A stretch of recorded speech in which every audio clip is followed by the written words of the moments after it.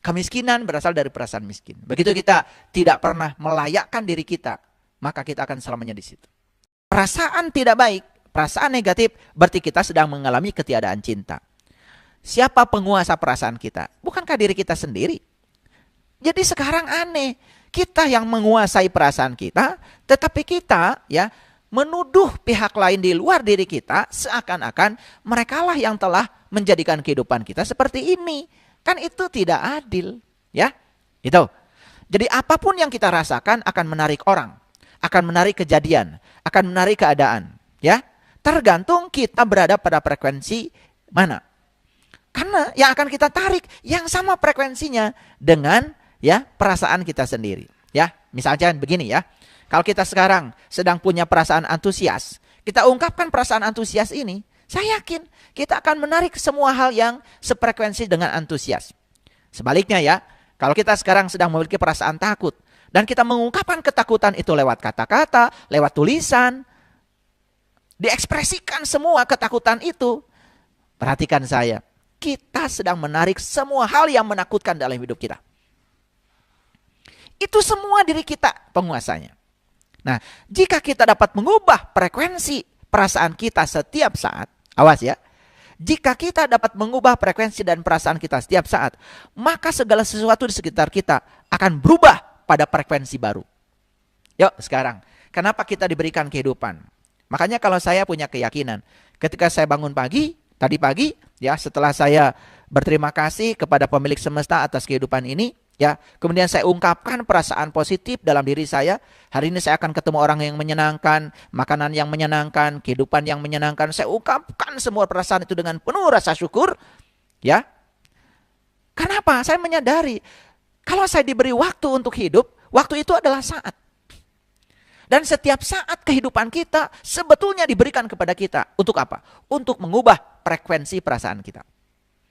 Sudahlah nggak apa-apa kalau kita punya frekuensi perasaan yang negatif di masa lalu, biarkan saja. Tapi ya kita bisa mengubahnya saat ini. Yuk kalau para sahabat sekarang punya perasaan negatif saat ini, yuk kita ubah saat ini juga. Kita ubah saat ini juga. Kita masuki frekuensi baru saat ini juga. Percaya sama saya. Kalau kita mengubahnya saat ini juga, tidak usah nanti. Maka kita akan menemukan frekuensi baru. Frekuensi baru ini adalah frekuensi yang akan menarik hal-hal baru yang lebih baik lagi ke dalam kehidupan kita. Ini rahasianya para sahabat, ini yang tidak pernah disadari. Ya. Sampai sini bisa memahami ya? Oke, saya lanjutkan dulu. Nah, bagaimana cara kita memilih situasi? Semua situasi dalam kehidupan kita, kita yang memilih. Ya. Kita dapat memilih situasi tertentu. Dan pasti setiap situasi yang kita pilih, itu ada akibatnya. Situasi batin kita memilihnya, pasti ada akibatnya. Jadi semua situasi itu kita yang menentukan. Kita mau situasi seperti apa, kita yang menentukan. Tapi jangan lupa ya, di setiap situasi yang kita pilih ada akibat yang menyertainya. Karena apa? Disitulah berlaku aksi reaksi. Berlaku hukum tarik-menarik. Saya menduduki kursi ini, kenapa? Karena saya ditarik oleh gravitasi, oleh bumi. Makanya saya juga punya akibat. Akibatnya apa? Saya memberikan gaya kepada kursi dan kursi memberikan gaya kepada saya. Sehingga resultan gaya saya itu jadi 0. Akibatnya saya bisa diam di sini. Kalau resultan gaya tidak 0, tidak aksi reaksi, tidak mungkin saya bisa duduk di sini. Karena untuk diam di sini, resultan gaya harus sama dengan 0. Bukankah saya bisa duduk di sini? Karena apa? Karena ada gaya aksi reaksi antara tubuh saya dengan kursi. Akibat apa? Akibat saya ditarik oleh bumi. Sebetulnya saya dengan bumi itu tarik menarik. Cuman karena terhalang oleh kursi, sehingga saya tidak sampai ke bumi. Ini sains para sahabat, ini sains. Jadi di alam semesta ini, aksi reaksi selalu terjadi. Ya, nah oleh karena itu maka, yuk ya, ketika ada yang negatif, sekarang ungkapkan perasaan positif, walaupun itu negatif. Dengan demikian kita bisa menarik hal positif. Tetapi sebaliknya kalau ada yang negatif dalam kehidupan kita, kita mengungkapkan perasaan negatif, kita telah menggandakannya. Banyak kan di antara kita, kalau ada kesusahan, kita curhat, hati-hati, kita sedang menambah kesulitan. Kegagalan, kemudian disebarkan kemana-mana, ditulis, di status, ya, ditulis di WA, disebarkan pada banyak orang, kita sedang memancarkan frekuensi negatif. Ya, saya nggak tahu, dulu saya belum tahu hukum ini, tapi saya tidak pernah mau menceritakan hal yang buruk dalam kehidupan saya pada siapapun. Saya telan aja sendiri. Bahwa sekarang saya menceritakan itu hanya sebagai contoh, bukan karena saya sedang curhat, karena saya tidak memberikan emosi terhadap itu. Ya, saya pernah mengalami kejadian macam-macam. Ya, bahkan saya mengalami ya tempat tinggal saya harus melayang karena tertipu. Saat itu saya cuma mengungkapkan perasaan positif aja. Kalau saya masih tertipu, berarti saya masih bodoh. Berarti saya harus belajar. Gitu aja. Dan saya tidak merasa kehilangan terhadap rumah itu. Kalau saya merasa kehilangan, saya menambah kesulitan bagi kehidupan saya. Dan ternyata begitu saya ungkapkan perasaan positif, oh kalau saya masih tertipu berarti saya masih bodoh. Oh berarti saya harus belajar lagi. Saya ungkapkan perasaan positif, maka ternyata ya tidak lama lagi kembali lagi kok. Ya, itu. Nah, ini ilmu penting. Ini ilmu penting. Makanya rahasia ini saya bagikan. Ya, semoga sampai 10 episode saya sudah bisa membagikan semuanya. Mungkin ada para sahabat bertanya, kenapa mesti episode-episode? Karena saya ingin memberikannya detail. Saya ingin memberikannya dengan contoh-contoh. Saya memberikannya tidak mau tergesa-gesa. Kita belajar dari alam ya. Alam itu tidak pernah tergesa-gesa tapi sampai. Lihat tuh pohon pisang. Tidak pernah hari ini ditanam besok kemudian berbuah pisang. Ya, semua berproses. Ya, bertumbuh secara kuasi statik. Ya, besar dulu. Kenapa? Kalau masih kecil sudah berbuah pisang kan rubuh. Dia besar dulu, sudah besar pohonnya, baru dia keluar buah pisangnya. Sehingga dia punya ketahanan. Tubuhnya sudah besar dulu. Itu cara semesta mengajarkan kebijaksanaan kepada kita seperti itu. Para sahabat, ya, saat ini ya kalau kita mau nyadari, itu di atas kepala kita tuh di sana, ya, disebut saja di ruang kosong di atas kita. Coba, bisa nggak kita menghitung ada berapa miliar liter air yang sekarang ada di sana, yang mewujud sebagai kabut? Kan kita baru terkejut ketika terjadi banjir. Ketika banjir sudah terjadi kita baru sadar, wah banjir, air meluap, bukannya air yang menguap itu dari atas. Dan sekarang air tinggal di atas, wujudnya adalah kabut. Coba perhatikan, tidak pernah air dari atas tumpah sekaligus. Dan kalau tumpah sekaligus, bayangkan ya, semua pohon akan mati, semua ranting akan patah. Tetapi semesta begitu, turunnya satu tetes, satu tetes, satu tetes, satu tetes. Dan proses perubahan air, wujud air, dari fase uap, ke fase cair itu berlangsung tahap demi tahap. Itu yang diajarkan semesta. Makanya datang ke buminya kan air satu tetes sehingga pohon bahagia. Coba kalau datangnya blok gitu, wah, mungkin padi juga akan hancur, ya kan? Itulah cara semesta memberikan cintanya kepada semua makhluk yang ada di dunia ini. Luar biasa bukan? Tapi kita tidak pernah menyadarinya ya. Barangkali kita ini kurang merenung aja. Terlalu sibuk ya untuk mengurusi orang lain. Kadang-kadang mengurusi diri sendiri tidak ada waktu. Pokoknya kalau orang lain berbeda dengan kita, sudah ya dianggap salah, diserang. Hati-hati para sahabat, ketika kita protes, sebetulnya kita sedang mengungkapkan perasaan negatif. Dan semua akan kembali kepada kita. Makanya ya, saya terhadap apapun ya tidak pernah mengungkapkan perasaan negatif. Saya positifkan aja perasaan saya. Selalu positifkan ya. Bahkan kalau ada orang ya meminjam uang pun saya ungkapkan perasaan positif. Berarti ya semesta mempercayai saya bahwa saya adalah orang yang berkecukupan. Sehingga saya dipercaya didatangi orang itu untuk membantunya. Ungkapkan aja perasaan positif. Dan kita bisa membantu orang. Dan kita juga tidak merasa kekurangan ketika kita membantu dia. Coba ya, seperti itu. Tapi harus ada batasan ya. Jangan jadi orang bodoh baik hati.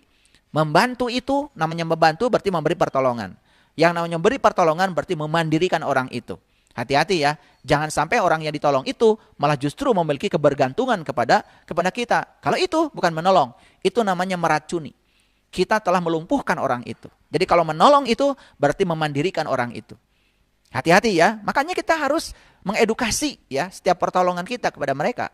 Bukan untuk melumpuhkan mereka agar bergantung kepada kita, tetapi agar mereka menjadi mandiri. Itu yang paling penting. Ya, sekarang ya. Kita bisa memilih situasi ya. Oke. Contoh yang sederhana aja tentang apa? Tentang hubungan. Hubungan itu banyak ya. Hubungan kita dengan pasangan, hubungan kita dengan anak, hubungan kita dengan masyarakat, hubungan kita dengan siapa saja. Ini saya berbicara tentang relationship, tentang hubungan ya. Misalnya tentang hubungan. Perasaan kita akan sangat menentukan kualitas hubungan kita. Sekali lagi ya, perasaan kita akan sangat menentukan kualitas hubungan kita. Apapun perasaan yang kita ungkapkan tentang hubungan itu pula yang akan kita terima. Jadi kenapa kok hubungan saya memburuk? Itu karena perasaan kita yang diungkapkan kepada semesta itu memburuk. Contoh misalkan begini ya. Kita misalkan mengungkapkan perasaan negatif kepada atasan kita. Ini hubungan kerja, ya, kepada atasan kita. Jadi selalu aja diungkapkan perasaan negatif, ya. Misalnya perasaan negatif itu kita tidak suka ketika ditegur oleh atasan kita. Kita tidak menerima bahwa teguran itu untuk memajukan diri kita. Itu berarti kita mengungkapkan, nah hubungan dengan atasan akan memburuk. Coba ungkapkan perasaan positif.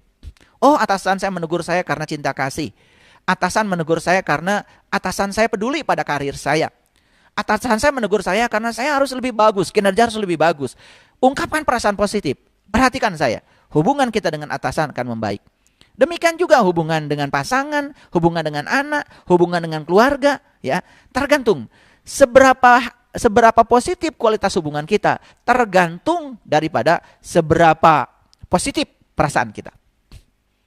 Silahkan ya, yang ini tidak usah saya bahas terlalu dalam. Para sahabat kan punya masalah sendiri-sendiri ya. Kenapa hubungan saya dengan pasangan misalnya terus memburuk? Coba periksa bagaimana perasaan kita yang diungkapkan terhadap pasangan. Ketika pasangan menegur kita, kita marah. Ketika pasangan menasehati kita, kita marah.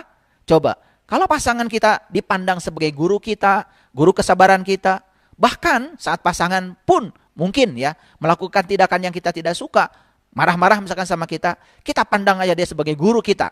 Kita pandang dia sebagai orang yang diutus semesta untuk mendewasakan kita. Saya yakin, ungkapan perasaan positif malah justru akan mengubah hubungan kita menjadi lebih baik.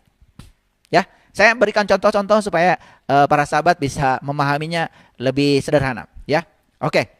Jadi hubungan dengan siapapun bisa membahagiakan, bisa memberi semangat, bisa memuaskan, tergantung pada ungkapan perasaan kita tentang hubungan. Bisa juga, mohon maaf para sahabat, hubungan kita membosankan, membuat kita putus asa, hubungan kita mencemaskan, hubungan dipenuhi dengan kebencian. Malah justru menimbulkan depresi. Tergantung kepada perasaan kita. Oleh karena itu maka ungkapkan perasaan positif tentang hubungan itu. Gitu. Ya. Jadi perubahan perasaan berarti itulah namanya perubahan takdir. Jadi perubahan perasaan itulah perubahan takdir. Jadi kalau kita ingin mengubah takdir, langkah pertama yang harus diubah adalah ubah perasaan kita. Nah, saya sudah menjelaskan hari ini kalau perasaan itu adalah frekuensi. Saya sudah menjelaskan hari ini kalau perasaan itu adalah frekuensi. Ya? Oke. Ya. Jadi sebetulnya ada banyak pilihan frekuensi perasaan. Di frekuensi perasaan mana kita berada, itulah yang akan kita terima. Jadi frekuensi perasaan kita itu spektrumnya sangat luas. Nah, sekarang tergantung kita mau menempatkan diri kita di frekuensi perasaan yang mana. Ulangi ya, tergantung kita mau menempatkan diri kita di frekuensi perasaan yang mana. Ya, nah banyak orang yang reaksi dirinya terhadap yang di luar itu selalu negatif. Ya, mengungkapkan kemarahan, hati-hati itu. Berarti sedang mengungkapkan perasaan negatif. Hati-hati itu.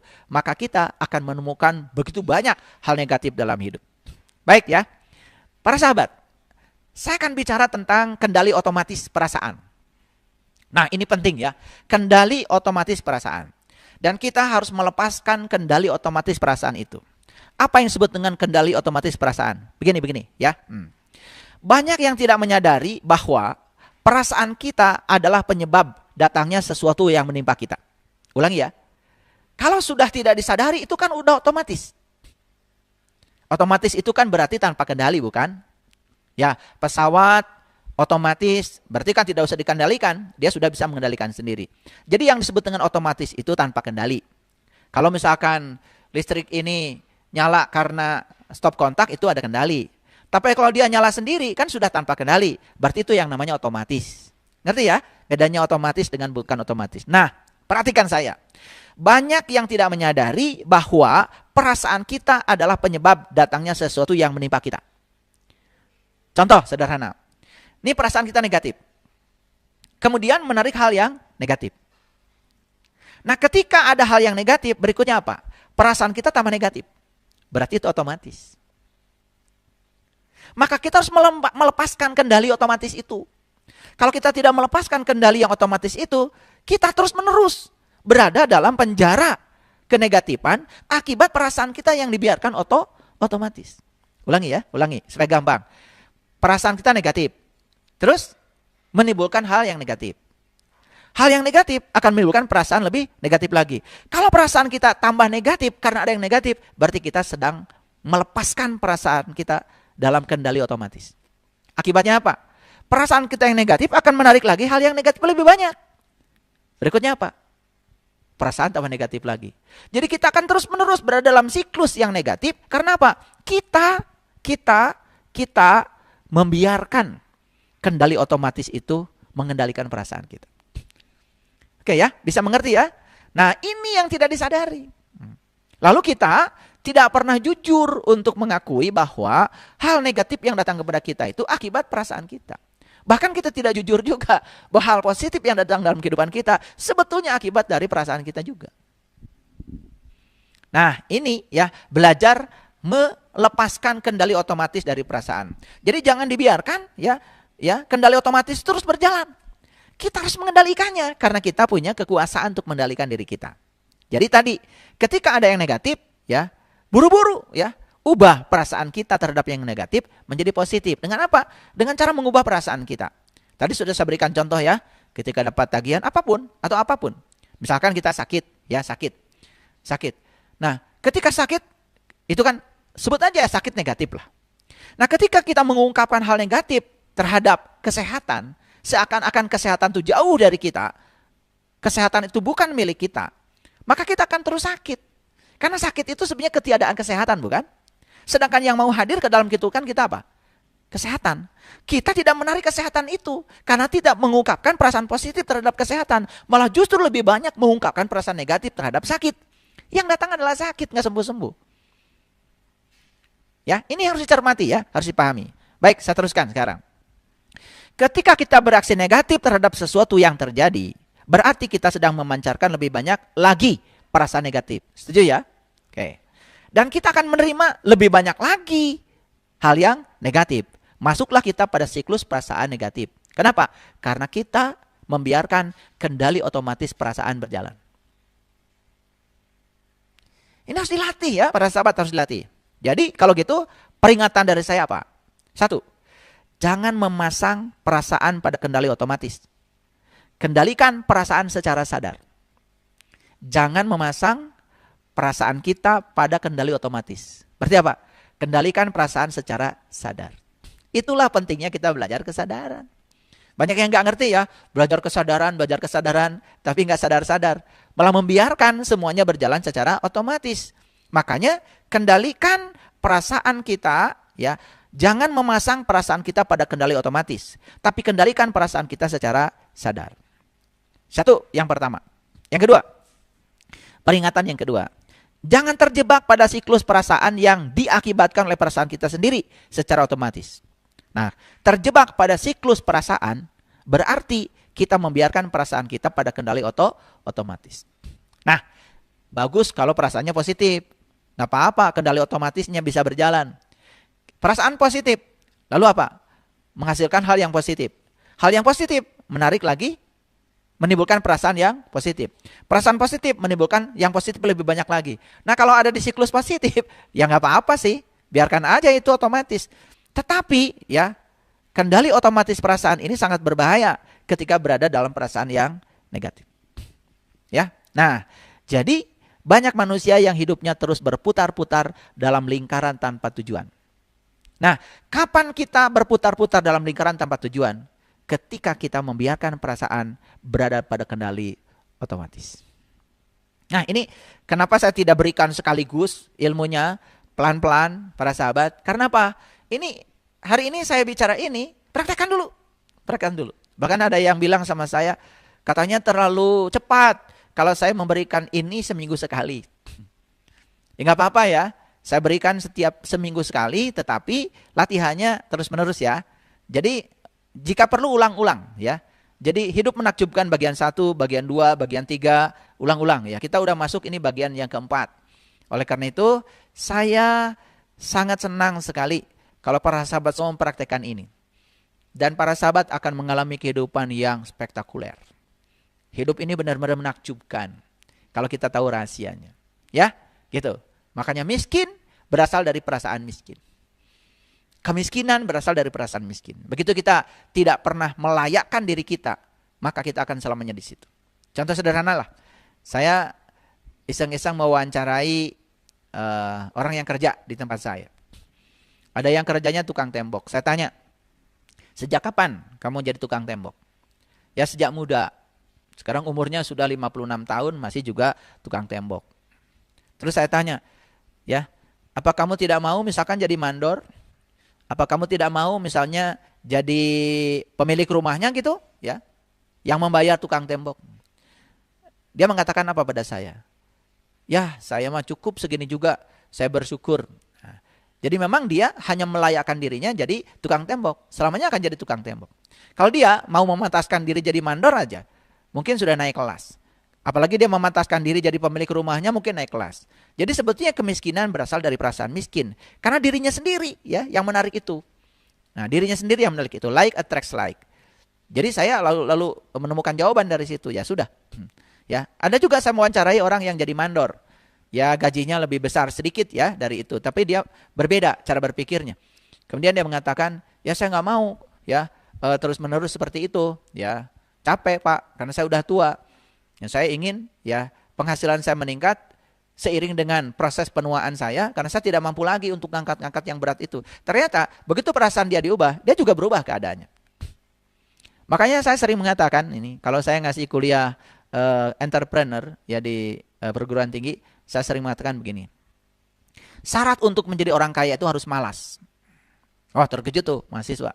Syarat untuk menjadi orang kaya itu harus malas. Dikiranya malas yang saya maksud itu tidak usah melakukan apa-apa kemudian kaya, bukan.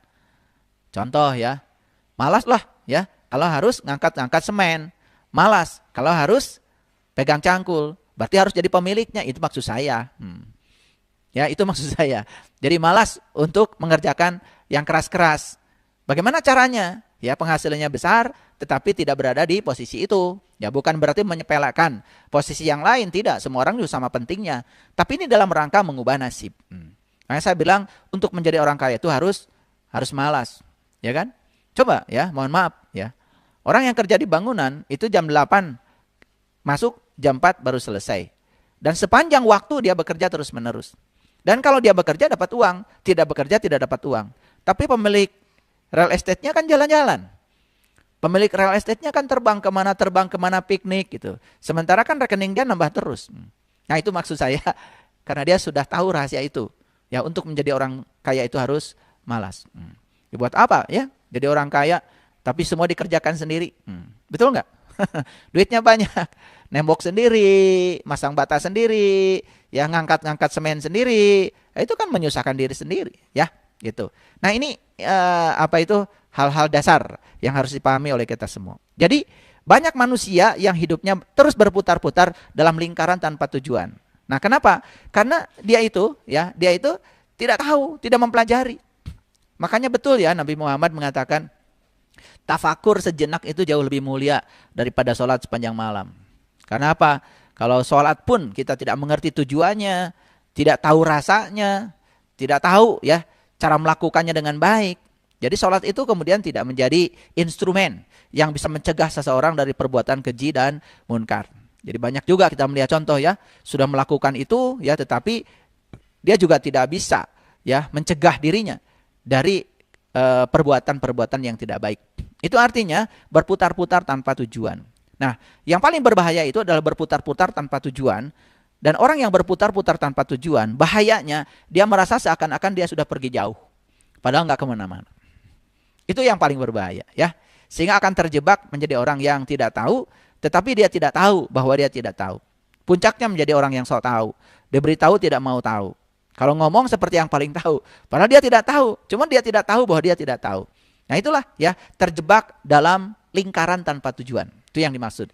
Ya, termasuk dalam segala hal. Jadi hidup sudah lama, tetapi tidak mempelajari cara hidup. Makanya kita harus mempelajari yang namanya literasi kehidupan. Jadi literasi itu kita belajar cara hidup. Ya, karena banyak orang yang hidup menyerahkan pada keadaan. Ya, sebagaimana orang hidup gitu. Ya, orang hidupnya begitu, yang ngikutin aja gitu. Nah, kita kebanyakan hidup, kebanyakan terus-menerus mencontoh orang lain.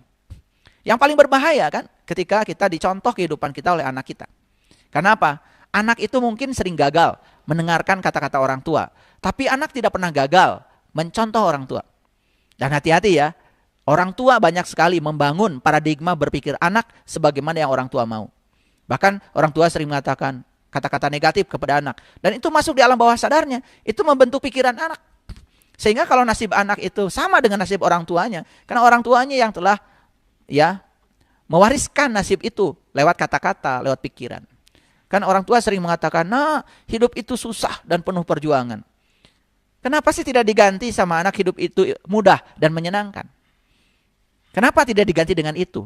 Daripada kita mengatakan hidup itu susah dan penuh perjuangan, lebih bagus kan dikatakan hidup itu mudah dan menyenangkan. Nah, padanan katanya diambil yang lebih positif. Ya, itu. Nah, jadi ketika kita tidak punya uang misalkan. Contoh tidak punya uang. Ya. Kita tidak punya uang. Kemudian kita tidak nyaman ya, gara-gara tidak punya uang. Saya mau nanya pada para sahabat. Tidak nyaman perasaan positif atau negatif? Negatif kan? Oke. Apa yang terjadi? Kita tidak sadar sebetulnya yang menyebabkan tagihan membengkak itu perasaan negatif kita. Gara-gara tidak punya uang, perasaan kita negatif. Coba kita belajar mempositifkan perasaan walaupun uang mungkin sekarang belum kita miliki. Apalagi ketika kita bisa bersyukur di tingkatan syukur ya. Tingkat syukur. Belajar bersyukur terhadap yang belum terjadi. Kalau bersyukur terhadap yang sudah terjadi, yang sedang terjadi gampang. Belajar bersyukur terhadap yang belum terjadi. Gimana caranya? Merasakan seakan-akan yang belum terjadi itu sudah terjadi sekarang. Ini bukan halusinasi. Bukan. Tetapi ini imajinasi. Ini visualisasi. Belajar merasakan, membesarkan rasa kita. Daripada kita merasa tidak nyaman kan negatif. Itu yang menyebabkan tagihan semakin membengkak. Berikutnya apa? Akan ada kejadian yang menguras uang kita semakin dalam. Dan perasaan kita harus diubah. Dan kita banyak yang tidak mengakui bahwa sebenarnya tagihan membengkak itu karena perasaan kita terhadap uang itu negatif. Nah, ketika kita bereaksi negatif tentang tagihan, misalkan yang tadi, berarti kita mengungkapkan perasaan negatif yang lebih besar tentang uang. Dan akan lebih banyak lagi menimbulkan keadaan negatif tentang uang. Makanya kita berkelindan di situ terus, di situ terus, ya. Tidak keluar dari situ. Ini harus dirubah ya perasaan kita. Setiap detik adalah peluang untuk mengubah hidup kita dengan cara mengubah perasaan kita. Tak peduli sebelumnya seperti apa. Udah, yang sudah lewat, perasaan kita seperti apa, udah lupakan aja. Dan sekarang kita bisa mengubahnya. Gimana caranya? Masuklah ke frekuensi yang berbeda. Maka hukum tarik-menarik akan merespon kita di frekuensi yang berbeda. Ya? Oke. Kita selama ini diajarkan untuk menyesali kesalahan. Saya mau menyitir satu perkataan dari Neville Goddard. Neville Goddard ini adalah seorang pemikir, ya, seorang filosof, ya. Nah, saya akan bacakan yang aslinya dari Neville Goddard. Dia mengatakan begini, jangan membuang waktu sedetik pun dalam penyesalan. Karena menyesali kekeliruan di masa lalu sama saja dengan menularkan kembali kesalahan itu pada diri sendiri. Jadi, menyesali kekeliruan di masa lalu sama dengan menularkan kembali kesalahan itu pada diri sendiri. Ini Neville Goddard, seorang pemikir. Nah, sementara kita akan diajarkan untuk selalu menyesali kekeliruan kita. Nah, ketika kita menyesali kekeliruan kita, berarti kita terus-menerus berada di frekuensi yang negatif. Apa yang terjadi? Kita sedang menularkan kembali kesalahan masa lalu itu ke dalam diri kita sendiri. Jadi kita sebetulnya sedang mengundang kembali kesalahan masa lalu itu untuk terjadi dalam kehidupan kita. Oleh karena itu, orang-orang neuroscience mengatakan, rasa bersalah itu ternyata negatif. Oleh karena itu, kita harus mengakui bahwa kita telah melakukan kesalahan, tapi jangan sampai kita tinggal di rasa bersalah itu secara terus-menerus. Karena kita akan menarik kesalahan-kesalahan yang sama. Karena karena di sini akan berlaku hukum tarik-menarik. Jadi daripada begitu, sudah rubah diri kita ke frekuensi perasaan yang positif, itu sudah masa lalu, kita sudah menerima akibat dari kekeliruan yang kita lakukan, kita sudah menerima akibatnya, kita sudah merasakan akibatnya, sudah stop, itu sudah masa lalu. Jadi kita ubah perasaan kita lebih positif saat ini, supaya ke depan kita akan mendapatkan keadaan yang lebih positif.